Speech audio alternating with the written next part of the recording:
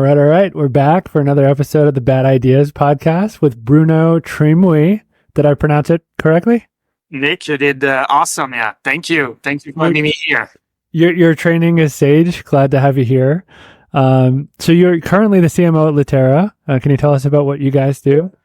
Yes, we are a software leader in the legal tech space. We started about 25 years ago, really focusing on one persona and one set of capabilities, which is equipping the lawyers, to be more effective, more productive in their work.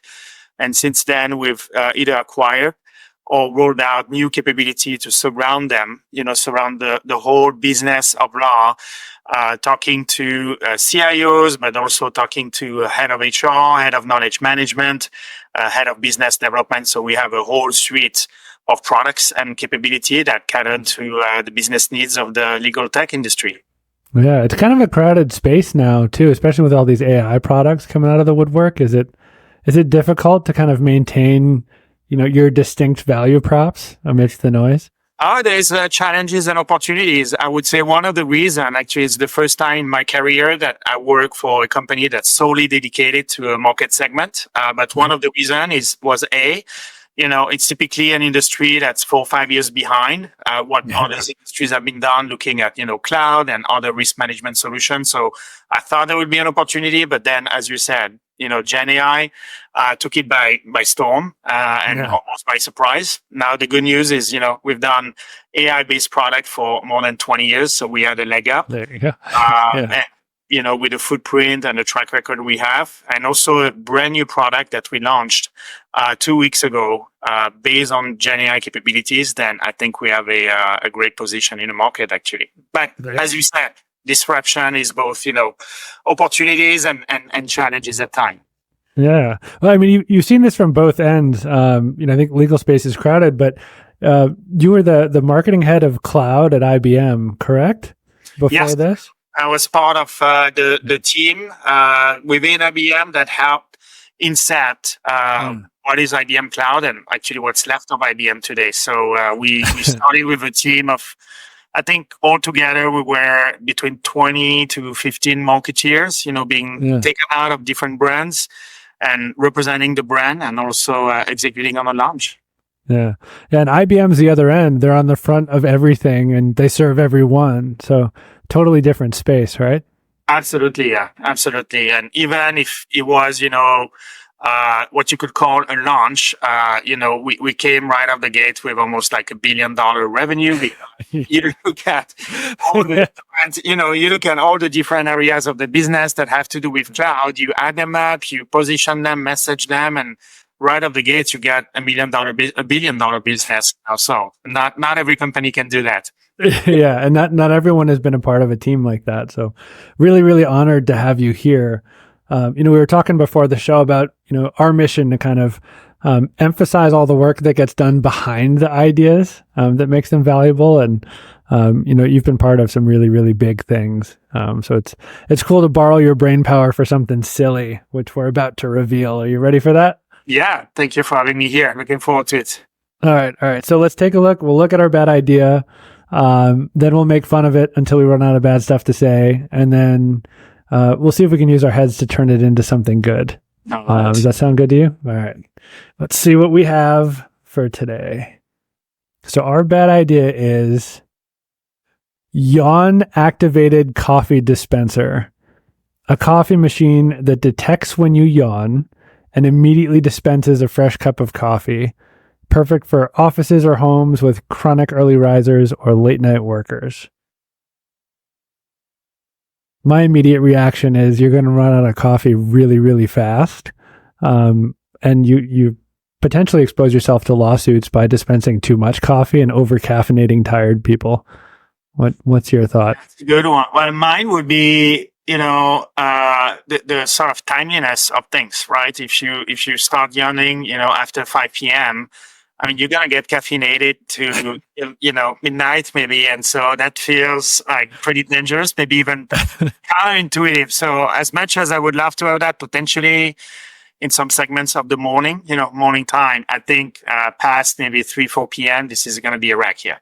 Yeah, really, really bad idea. I imagine, all your Keurig types that sell coffee subscriptions or, consumption models would love something like this.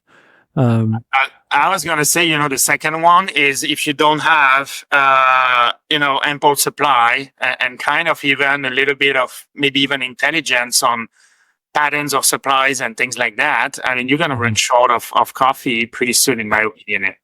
Yeah. Yeah. I mean, it's a tough thing to juggle because you need to balance supply. You also need to protect the customer. And, out of the gate, this endangers both. And I feel like any product that puts the customer in jeopardy or sets you up for like repeat purchases without kind of alerting you to that somehow, runs afoul, right?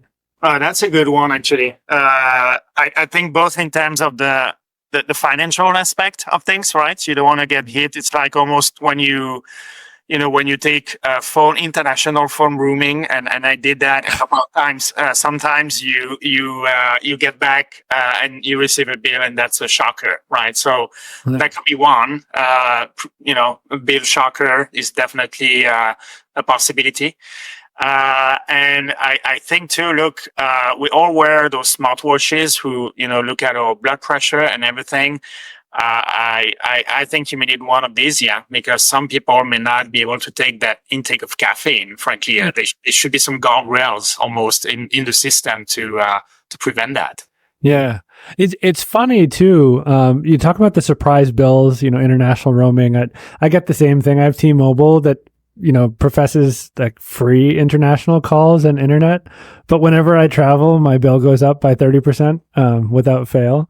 And it doesn't feel good when your bill kind of jumps out of the woodwork. And I think you probably see some of that at the enterprise level too, right? When there's consumption models, even if people sign up for it and they read the contract and they agree to it, when they see a fluctuation of expense, the CFO or VP of finance has a question and wants to get on the phone. And, I don't think that the general marketplace understands how difficult it is to make usage pricing work. Yes. What are your thoughts?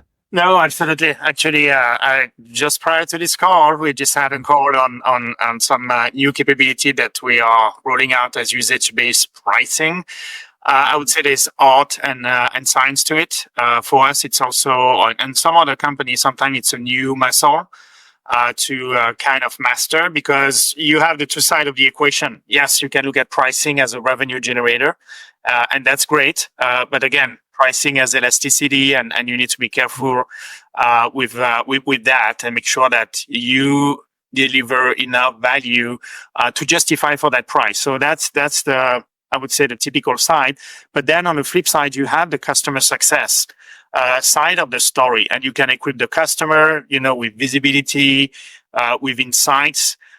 For instance, on our end, we have a few triggers that go on, at 50% of the consumption rate, at 75% of the consumption rate, so that you get, I would say, fair warning and engagement actually from our customer success team to mitigate, potentially remediate, or even maybe mid-flight, talk about renegotiating so that you get to the next tier and everything gets predictable, right? You avoid, again, the sticker shock and the bad feeling of being cornered. So I think you have the two sides of it, and then all the operational, things that go along with that. I mean, some company would, prevent you from using the product mid-flight. That's not what we're doing, but there's all kinds of operational consequences to it too. Yeah, right. Stress pricing is a very interesting one. We're going to make this painful for you, so you have to spend more money. Exactly. And by the way, now you're stuck, and it's one of your mission critical systems. So what do you do? It feels like being hostage and needing to swipe your credit card. Not a good fit. Yeah. I think companies like Salesforce have really mastered the art of it. Because they almost focus entirely on pricing strategy. So you're almost subconsciously purchasing the software without really thinking about it. And I think that's why they're able to sustain such a massive market cap. But looking back to our idea, we're completely robbing the consumer of any choice, because every time they have a physical reflex, they consume more coffee. So it's kind of like, it's like signing up for a Disney Plus trial on a 60-day notice. And then all of a sudden you start getting billed and you haven't watched it and forever. It's no, exactly. It's not a good feeling. And now that I think about it too, I mean, what detects the yawn? Is that even secure and foolproof? I mean, no one have heard, of hackers being able to tap in your computer, webcam or whatever. I mean, I would definitely double check some of the security component of these things, just to make sure that you don't get hacked and actually sign up for more than you did. Yeah. Wow, that's a scary thought. Your your coffee machine vendor tracking your sleep patterns. I know, no, exactly. And mind you, I love coffee, but it's kind of I feel it's on demand, right? You cannot just listen to your body. You need to apply a bit of rhyme and reason. Again, the timing aspect of things, I think it's super important. And here it feels like there's too much tie-in, and the automated trigger, I think, goes a step too far potentially. Yeah. Well, let's flip the script and see if we can make it something good. Do you think a simple control, like it only works in the morning, for example, would make a big difference? I mean, look, as I was saying, I think the two things in my mind, there's a time aspect of things. So it's almost like, when you, actually the other day I was planning a trip overseas. You have sort of sliding time windows.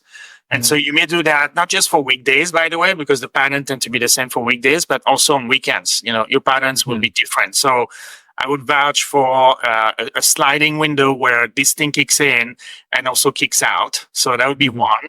And then, look, we all wear smart watches of one kind or another. So I would put the safeguard, both in terms of maybe needing it or not needing it, with a connection to your smartwatch as an option. I think that would be pretty fun. And again, it could go both ways. It could go, you may need a bit of a jolt of caffeine. Oh, no, heart rate is too low. With the time and the heart rate and everything, by no means, you should get close to coffee. Yeah, interesting.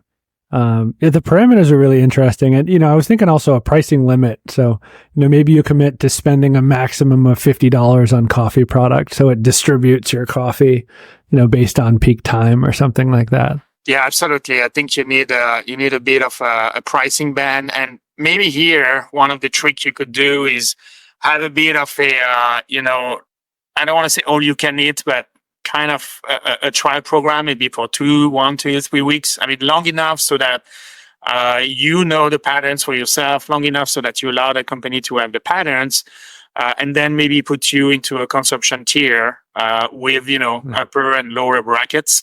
And try to prevent that sticker shock as we talked about. So I think a bit of a trial with right instrumentation, and then planning for the tiering aspect of things. I think that would be fun and effective. Yeah, you're leading us into the real thing, the real CMO hat wearing, like how you distribute this stuff. And I think there's a lot of media out there on like catchy ideas, like we've discussed, and catchy marketing. But this is where business is made, like figuring out what somebody wants, anticipating their needs, and matching the product to their needs. It doesn't necessarily have to be about our silly idea, but you're in a really, really complicated space with lots of other software and tons of noise.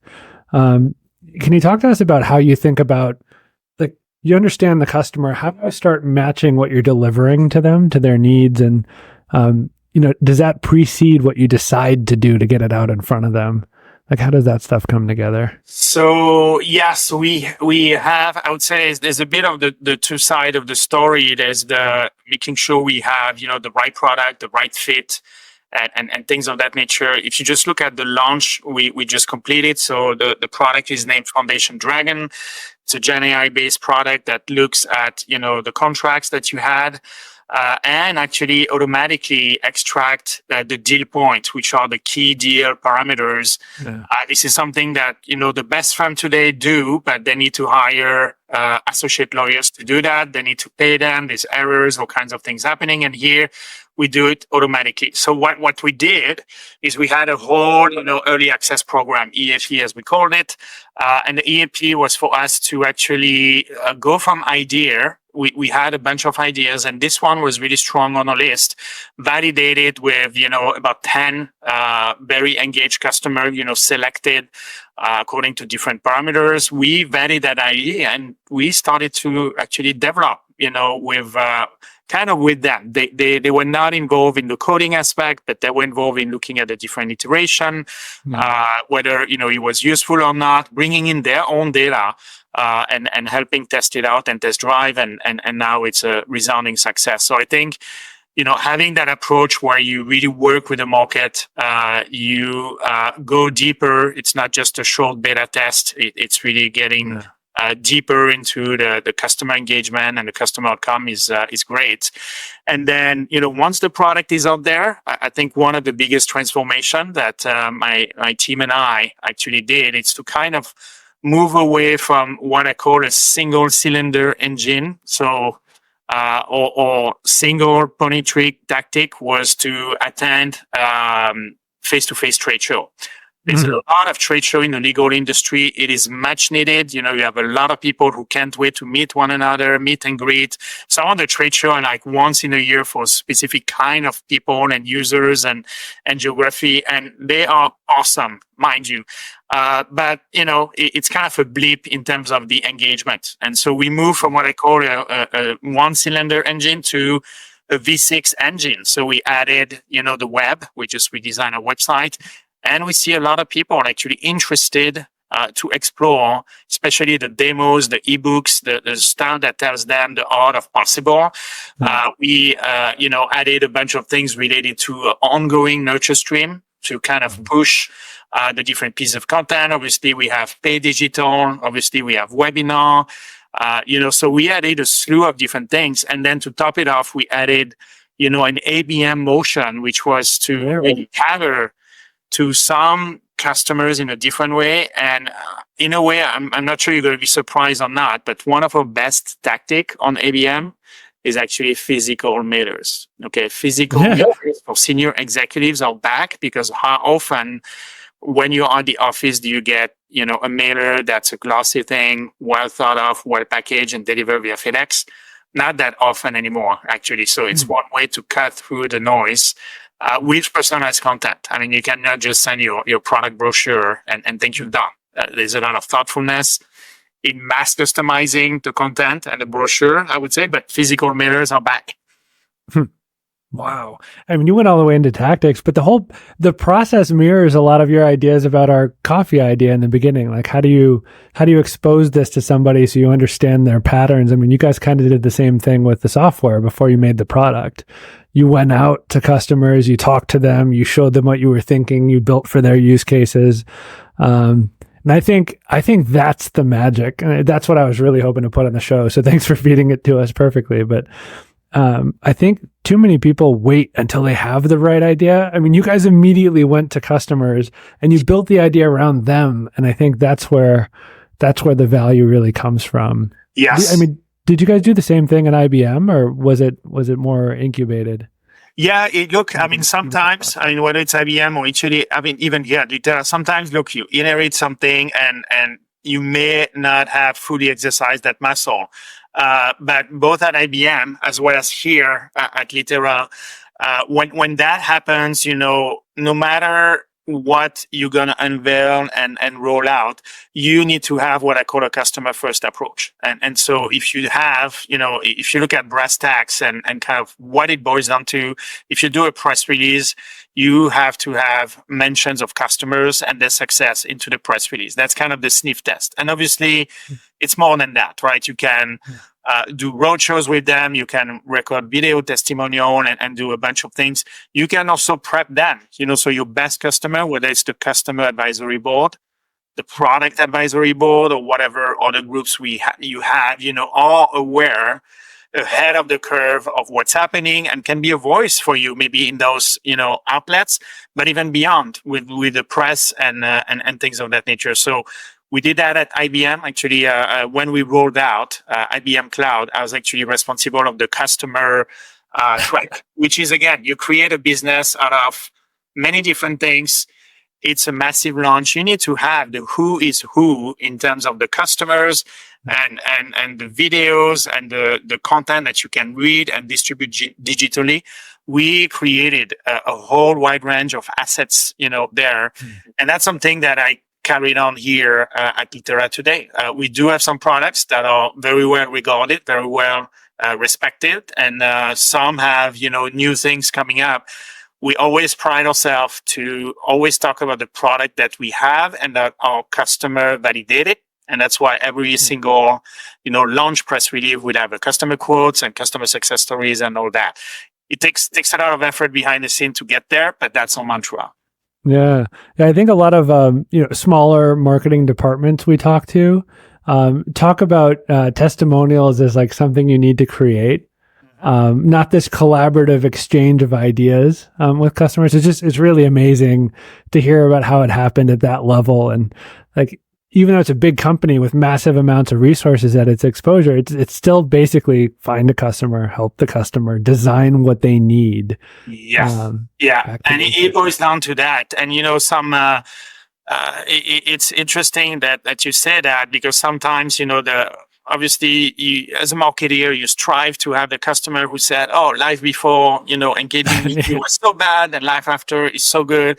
But at the end of the day, sometimes it's just, a story about how they stumbled upon it, a story now enacted by the capability you can launch. So we all love ROI and hard numbers, and I will not say I'm not going after that, but sometimes it's really the story on helping other customers to connect the dot from, "Oh, I didn't know this existed, and this looks like a plausible solution," or some things that again are now possible, with this product. For instance, on our end, we allow, lawyers to kind of negotiate from a position of power, because they can access the historical deals that they did, and they don't need to send an email to hundreds of people on Friday evening to kind of get the right information, stitch a proposal together, and push it out to the prospective customer. So we enact things that, are very new, and we expand the art of possible. And you need to capture that as well. A lot of our customers today are very interested to hear about that. And we do a bunch of dinners, actually, regional dinners, to kind of spread the word of mouth from one user to their sort of tight communities around them. That's really amazing. It's really, really cool to hear. And I mean, it's just so practical. It's like there's some voodoo to coordinating the whole thing. And I'm sure from your vantage point, you probably have 100 things that you're supervising at any given time. But at the base level, it's practical. You're finding ways to help people, and you're finding ways to let others know that you're helping people like them. Yes, exactly. That's why I say the tool is powerfully simple, because, everyone can understand. You send a contract with hundreds of pages, you obviously have key things and key parameters within that contract you want to extract. So conceptually, it's super simple. Technically, it's very challenging. That's why we use our own innovation and Gen AI. But the outcome is really mind blowing, and lots of people are really interested to see how we can, again, change the lives of people working day to day in that industry, amplifying their impact, things of that nature. Yeah. So, I mean, it's really amazing. I'm trying to work out how we fit your methodology into our crazy coffee idea. And what I'm thinking, if we're to take all this to heart, this idea is not baked until we put it in front of some people and try it with them. Yep. And actually kind of collect some of their feedback on what it's like to have automatically dispensed coffee. Right? Isn't that how you do it?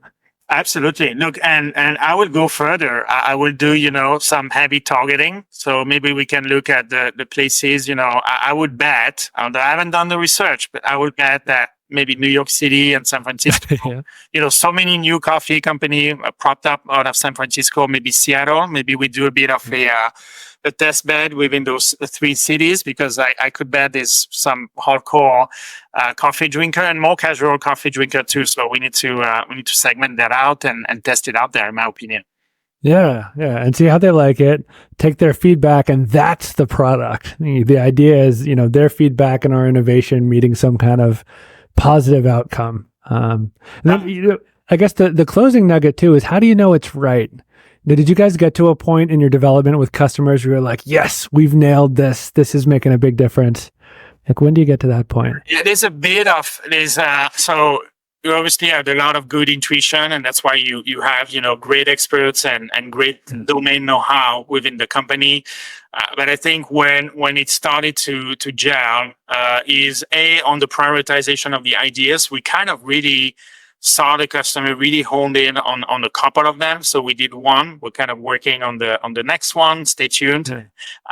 And then when the code started to be put together, iterating the customer on their data. So again, for our coffee, we'll be deploying the machine at somebody's workplace, for instance, and starting to see and working hand in hand with them. We had ongoing meeting with them, so it's not like we drop it and say, "Oh, call us back." We were working with them through their content and document, looking at the results, improving them in rapid iteration. We always talk about agile from a developer standpoint. I mean, I love agile for anything business/marketing, and I think that's the approach here. Yeah, that's amazing. This I feel like we just did an entire marketing 101 cheat code course. So if this finds its way into Columbia or Harvard or Stanford, you can put your signature on it.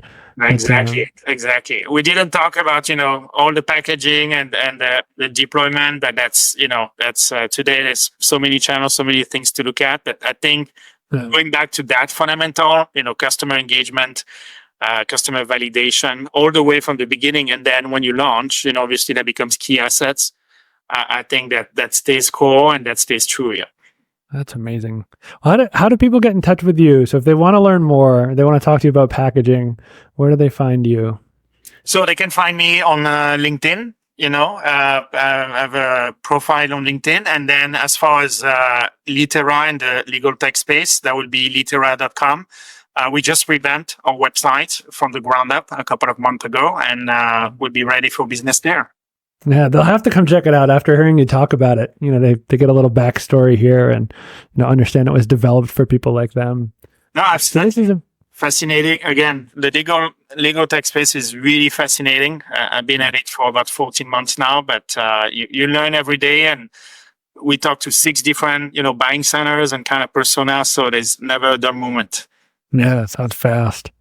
So what's the final verdict on our coffee then, to kind of wrap this up? I think the idea on its own is dangerous, so it's kind of a bad idea without any iteration.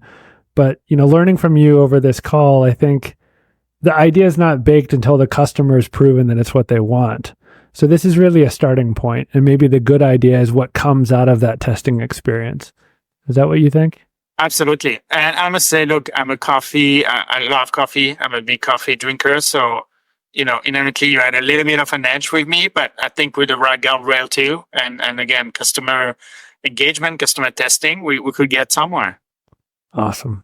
Thank you so much, Bruno. Really, really grateful to have you here. Thanks for the 101. That was way more than I expected over such a short period. Thanks again, Nick. Yeah, my pleasure to be here. Awesome. Take care. See ya.